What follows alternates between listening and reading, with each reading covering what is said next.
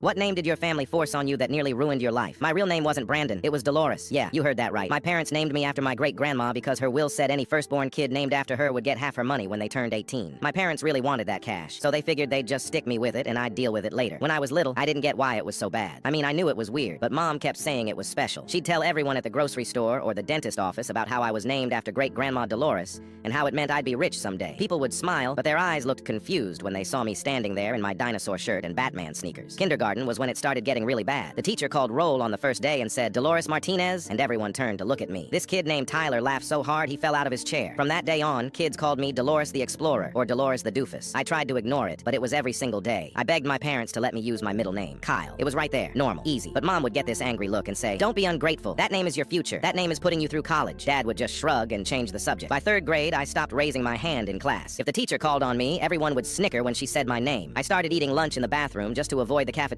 where kids would yell, "Hey, Dolores, where's your purse?" Or, "Dolores, did you do your nails today?" Middle school was somehow worse. The school database had my legal name in it, so every substitute teacher, every school assembly, every time they announced honor roll over the intercom, there it was, Dolores Martinez. Kids would howl with laughter. I got shoved into lockers. Someone wrote, "Dolores is a girl," on my gym locker in permanent marker. I tried going by just D in 8th grade. For like 2 months it worked. My friends called me D. I felt almost normal. Then this substitute in English class looked at the roster and said, "Dolores, that's adorable. Is there a Dolores here?" With this stupid grin. I walked out, just left. Got 3 days suspension for that. My parents were furious, but not because I was hurting. Mom screamed about how I was being dramatic, and Dad said, "2 more years and you'll thank us when that check comes." I locked myself in my room for the rest of the night. High school broke me. I barely showed up. When I did, I kept my head down and didn't talk to anyone. I wore the same black hoodie every day and sat in the back corner of every class. I started scratching lines into my arm with a paper clip during lunch just to feel something I could control. Senior year, I applied to this amazing film school in California. I'd wanted to go there since I was 12. I spent months on my application, my portfolio, everything. But when I submitted it, the system flagged me. My legal name on my transcripts didn't match the name on my application. I'd used Brandon Kyle because I couldn't stand seeing Dolores anymore. They rejected it, said I had to resubmit with matching documents. By the time I figured that out, the deadline had passed. I didn't get in. I spent my 18th birthday in my room. Mom kept talking about the money, about how we'd finally planned a big party to celebrate. The lawyer called that afternoon. The executor of the will wanted to meet with me. Turns out great-grandma's executor was this older lady named Ms. Pruitt,